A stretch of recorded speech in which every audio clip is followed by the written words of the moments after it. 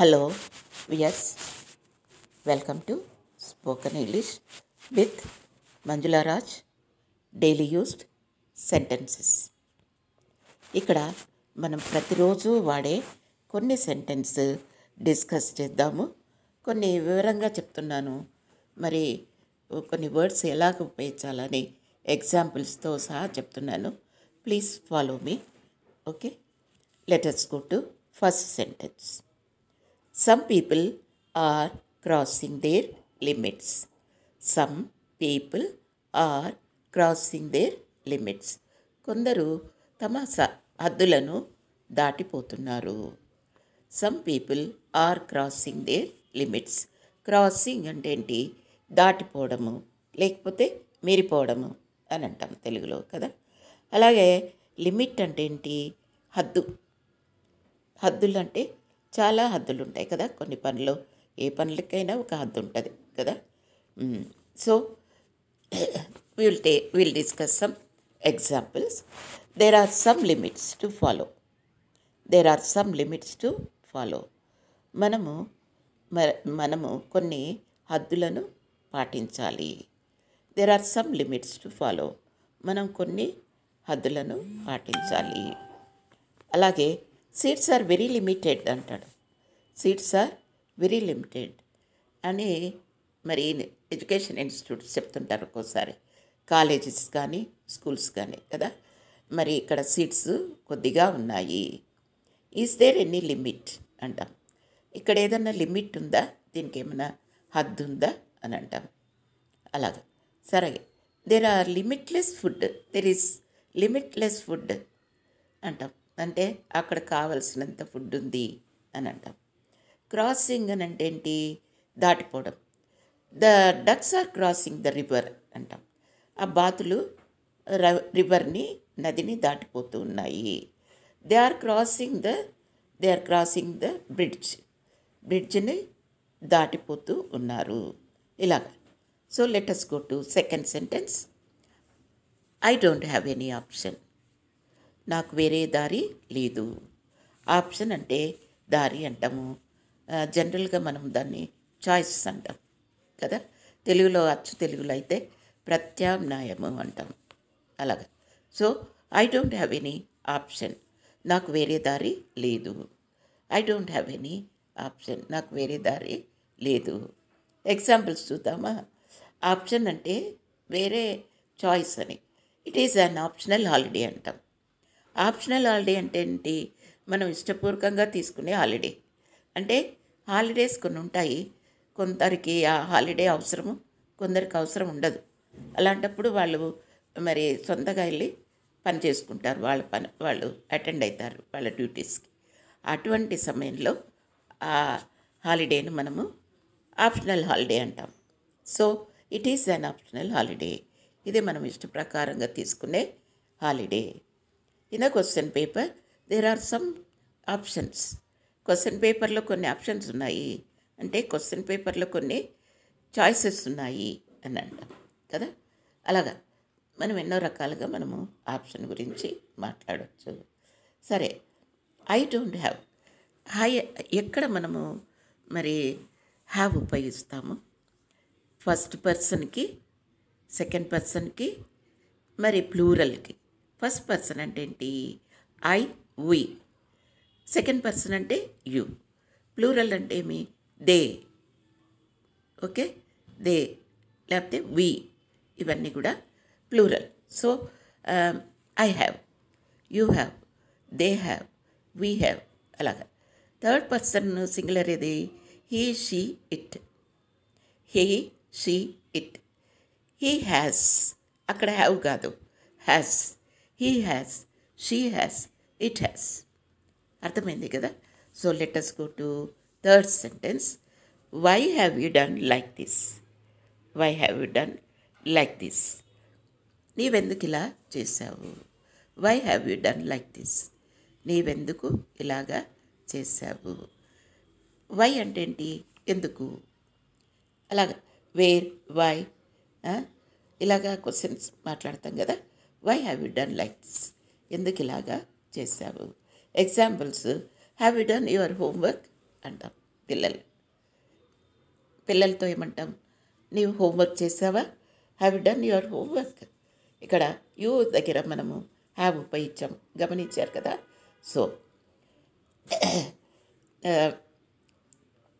The work is not done properly. పని సరిగ్గా చేయబడలేదు అంటే వేరే ఎవరో చేస్తారు ఈ వర్క్ని, సరిగా చేయలేదు అని. The work is not done properly, పని సరిగ్గా చేయబడలేదు.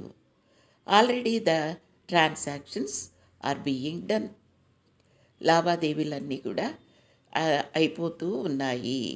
డన్ అనేది ఇక్కడ ఉపయోగించాం మనం కదా. డన్ ప్రాపర్లీ, బీయింగ్ డన్, అర్థమైంది కదా. So let us go to fourth sentence. They may go or may not go. May అనేది ఏమిటి సూచిస్తుంది? ప్రాబబిలిటీని. ప్రాబబిలిటీ అంటే ఏంటి? అవ్వచ్చును అవ్వకపోవచ్చునని సర్టనిటీ లేదు, కరెక్ట్గా చెప్పలేని ఒక పని దగ్గర మనం మే, మైట్ ఇది ఉపయోగిస్తాం కదా. They may go or may not go. వారు పోవచ్చును పోకపోవచ్చును అని. They may go or may not go. Examples: it may rain or may not rain. It may rain or may not rain. అదే ఇప్పుడు వర్షం రావచ్చును రాకపోవచ్చును. Today the results may be published or may not be published. ఈరోజు పరీక్షా ఫలితాలు ప్రకటింపబడవచ్చును లేదా ప్రకటింపబడకపోవచ్చును కూడా అని అంటాం కదా. Coming to fifth sentence. I'm the first Born child to my parents. I'm the first Born child to my parents. First Born అంటే ఏంటి? మొదటి సంతానం, ప్రథమ సంతానాన్ని ఫస్ట్ బోర్న్ అంటాం కదా. నేను మా తల్లిదండ్రులకు మొదటి సంతానాన్ని. మొదటి అంటే ఫస్ట్ అంటే ప్రథమము అని. We have to give first preference to our parents. మన తల్లిదండ్రులకు మొదటి స్థానము ఇవ్వాలి. She is the first girl to come to the class. ఆ అమ్మాయి ఫస్ట్ మొదటిసారి కాదు, అందరికంటే ముందుగా క్లాస్కి వచ్చింది అని. I give first preference to the mathematics అంటారు ఒకరు. మ్యాథమెటిక్స్ ఇష్టమైన వాళ్ళు ఏమంటారు? We will give first preference to the mathematics అంటారు అలాగా. So coming to sixth sentence. We are happy enough to stay here. We are happy enough to stay here. మేమిక్కడ ఉండటము సంతోషంగానే ఉంది. ఇనఫ్ అంటే చాలినంత అని. ఇనఫ్ అంటే చాలు అని అంటాం. ఇట్ ఈస్ ఇనఫ్ అంటాం. ఇట్స్ ఇనఫ్ అంటే ఇది చాలు అని అర్థమైంది కదా. వీఆర్ హ్యాపీ ఇనఫ్ అంటే మాకు చాలినంత సంతోషంగా ఉంది అని. మేము ఇక్కడ సంతోషంగానే ఉన్నాము అంటాం డే టు డే వర్డ్స్ సెంటెన్సెస్లో కదా. సరే, అలాగే this 15 pencils are enough for me అంటాం. ఈ 15 పెన్సిళ్ళు నాకు చాలు అంటాం. Add enough of sugar in the coffee అంటాం. కాఫీలో తగినంత చక్కెర వెయ్యి. We should have enough of knowledge to understand it. దాన్ని మనం అర్థం చేసుకోవడానికి తగినంత జ్ఞానం ఉండాలి. మరి నాలెడ్జ్ అంటే తగినంత మనకు నాలెడ్జ్ ఉండాలి. నాలెడ్జ్ అంటే మరి జ్ఞానము అనొచ్చును, మరి నోయింగ్ థింగ్స్ అనేది కూడా అనొచ్చును. సరేనా? So we are happy enough to stay here. Seventh sentence. Don't pluck that beautiful flowers. Don't pluck that beautiful flowers. అందమైన పువ్వులను కొయ్యొద్దు. ప్లక్ అంటే లాగేయడం అన్నమాట. ప్లక్కింగ్ అంటే లాగవేయడము. అలాగే మరి కట్ అంటే కట్ చేయడం.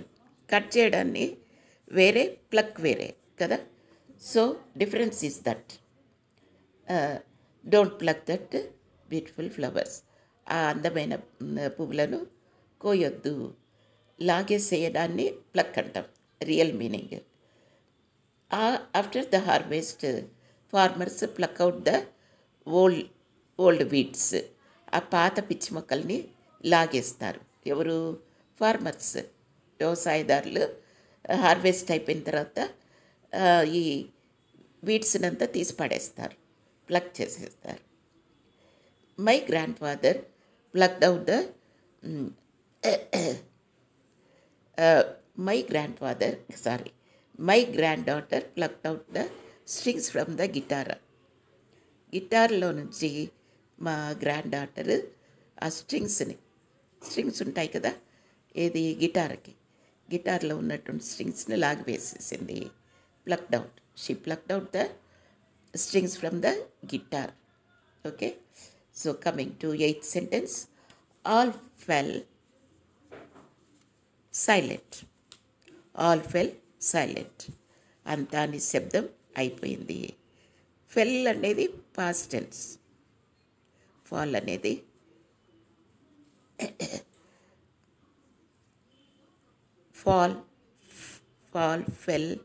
ఫెల్ట్. ఇది other forms of fell. So fell అనేది ఒక్కొక్కసారి ఒక్కొక్క రకంగా ఉపయోగిస్తాం. The book fell down from the table మీద నుంచి బుక్ పడిపోయింది. అలాగే దే ఫెల్ అస్లీప్, వాళ్ళు నిద్రపోయారు అని అంటాం. అది డిఫరెంట్ సందర్భాల్లో I felt bad about it అంటాం. ఒక్కోసారి అంటే ఫెల్కి మరి ఐ ఫెల్ట్ బ్యాడ్, నేను అలాగా దాని గురించి సరిగ్గా అర్థం చేసుకోలేకపోయాను, నాకు మంచిగా అర్థం కాలేదు అని అంటాం. I felt bad about it. Be silent. తర్వాత బీ సైలెంట్ అంటే నిశ్శబ్దంగా ఉండు. దిస్ ఈజ్ హారిబుల్ సైలెన్స్ అంటాం. సైలెన్స్ విషయానికి వస్తే బీ సైలెంట్ అంటాం. ఒక్కోసారి దిస్ ఈజ్ హారిబుల్ సైలెన్స్ అంటాం. అంటే భయంకరమైనటువంటి నిశ్శబ్దం అంటాం కదా. సరే, ఈ రకంగా ఫెల్ డౌన్ అంటే పడిపోవడము, అస్లీప్ ఫెల్ అస్లీప్ అంటే నిద్రపోయారు అని అంటాము. బీ సైలెంట్ అంటే నిశ్శబ్దంగా ఉండు అంటాము. అలాగా సైలెంట్ని. మరి ఫెల్ అంటే అది అక్కడి నుంచి they fell silent. All fell silent, అంతా నిశ్శబ్దం అయిపోయింది. All fell silent. Now coming to 9th sentence, we will start our work if my father agrees. We will start our work. We'll start our work. We will start our work if my father agrees. మా నాన్నగారు ఒప్పుకుంటే మా పని మొదలు పెడతాము. If అనేది ఎప్పుడు ఉపయోగిస్తాము? అలాగైతే, ఇలాగైతే. If at all I find work I will go there. నాకు సమయం ఉంటే నేను అక్కడికి వెళ్తాను. ఉంటే, అయితే అనే సందర్భంలో ఇఫ్ అనేది ఉపయోగిస్తాము. కాబట్టి మా ఫాదర్ ఒప్పుకుంటే ఆ పని మొదలు పెడతాము. ఏదైనా ఒక పని స్టార్ట్ చేయాలంటే మా ఫాదర్ కన్సెంట్ ఉండాలి అని అర్థం. మా ఫాదర్ ఒప్పుకోవాలి అని. So we will start our work if my father agrees. If అనేది ఎన్నో రకాలుగా ఉపయోగిస్తాం. If it is hot we cannot go out. చాలా వేడిగా ఉంది అంటే మనం బయటికి పోలేము. అలాగే if it is holiday we will go and enjoy in our village. If it is holiday, ఇది మనకు సెలవు దినమైతే మా ఊరికి వెళ్ళి ఎంజాయ్ చేస్తాము. అలాగా ఎన్నో రకాలుగా మనము ఉపయోగించవచ్చును. Coming to 10th sentence, she sacrificed her life for the family. She sacrificed her life for the family. కుటుంబం కోసం ఆమె తన జీవితాన్ని త్యాగం చేసింది. అలాగే కొన్ని ఎగ్జాంపుల్స్ చెప్తే, మరి సాక్రిఫైస్ అనేది మరి ఎంతోమంది గొప్ప వాళ్ళు మన దేశ స్వాతంత్రానికి వాళ్ళు పోరాడినారు కదా. Due to the sacrifice of the great people we got our independence. గొప్పవాళ్ళ త్యాగాన్ని ఫలితంగా మనకు స్వాతంత్రం లభించింది అని అంటాం కదా. మరి in some places human sacrifices are there. కొన్ని ప్లేసెస్లో మరి మనుషులను వధిస్తున్నారు, అంటే బలి ఇస్తున్నారు. సాక్రిఫైస్ అంటే అక్కడ బలి అని అర్థం. సో ఇట్ ఈస్ ఇంకోటి మరి మంచి వర్క్కి సాక్రిఫైస్ చేసినారంటే it is a sacrificial act అంటాం. సాక్రిఫిషియల్ యాక్ట్ అంటే మంచి త్యాగపూరితమైనటువంటి పని. కాబట్టి సాక్రిఫైస్ అంటే మరి త్యాగం అనొచ్చును. మరి బలి ఇచ్చే దాంట్లో కూడా మరి దేవతలకు బలి ఇస్తారు కదా కొన్ని చోట్ల, అక్కడ హ్యూమన్ సాక్రిఫైస్ చేస్తారు కొన్ని చోట్ల మరి పశువులను వధిస్తారు. So some people will sacrifice some animals to their gods కదా. So like that sacrifice we can use in so many ways. So I think that you understood this. Please repeat all the sentence. Please understand where you have to word some words. So repeat all the words. Listen and repeat. That is the main work you have to do. Okay. All the best. Thank you.